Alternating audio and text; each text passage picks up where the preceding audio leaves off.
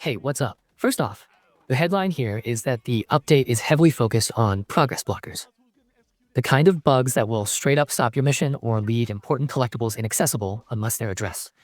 Players found things like objectives failing to advance after specific actions, items vanishing or becoming inaccessible after reloading, and a handful of spots where you could become permanently stuck.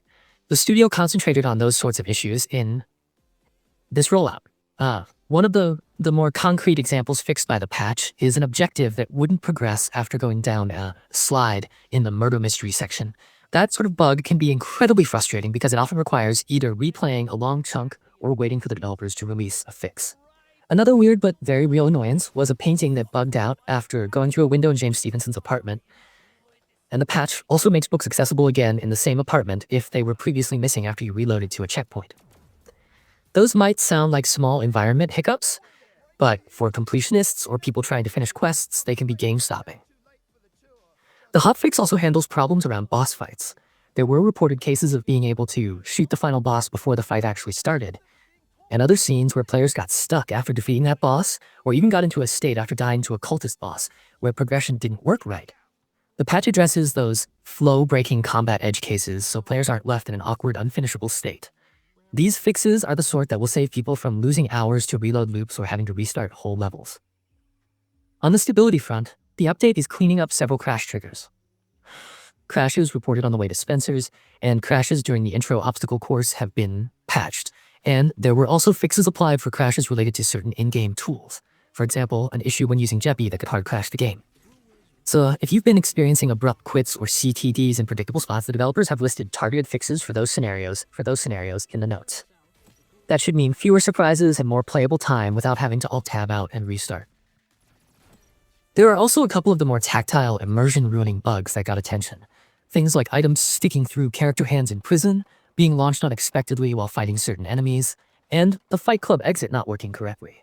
The team handled those so the physical interactions feel cleaner and less janky, which, for a game built on a lot of close quarters encounters and weird talkative weapon moments, matters for the overall polish. From a practical perspective for players right now, the update is live across the platforms the game released on earlier this month, which means whether you're on console or PC, you should get the fixes as part of a standard update. The game itself launched in mid-February and has seen both praise for its humor and world building, and lots of chatter about technical rough patches, which makes these hotfixes particularly important for smoothing the initial experience. I know some of you wonder whether patches like this will break saves or change progression states retroactively. These fixes are mostly about unblocking stuck objectives and preventing crashes. They don't generally rewrite large chunks of player progress. That said, if you are in the exact situation the patch targets, for example, an inaccessible book in James Stevenson's apartment, you may need to reload a previous checkpoint or revisit the area after updating to find that the object is now reachable. The safest play is to install the update, then try reloading into the mission that was impacted to see if it resolves your issue. I'll also point out that this is the follow-up hotfix after the game's launch, and the devs have been fairly active at pushing patches rapidly to address launch problems. That responsiveness is good to see because it means reported bugs are being triaged and prioritized, particularly the ones that stop the game entirely. If you've been avoiding the game because of talk about crashes and optimization woes, these patches are an attempt to get things stable and playable for more people. Overall, this hotfix is one of those maintenance patches that won't change the story or add new content, but it will make the existing content actually work more reliably. If you were mid-run and hit a blocker, update and try loading back in. If you were waiting to see whether the launch problems would get handled before diving in, this is a sign the developers are focused on addressing the worst offenders. The full patch notes are posted by the studio and mirrored across community sites if you want to scan the technical list yourself. Alright, that's the rundown. There's a hotfix live that fixes progress blocking bugs, crash points, and several environment and combat edge cases, and it's available for the platforms the game launched on.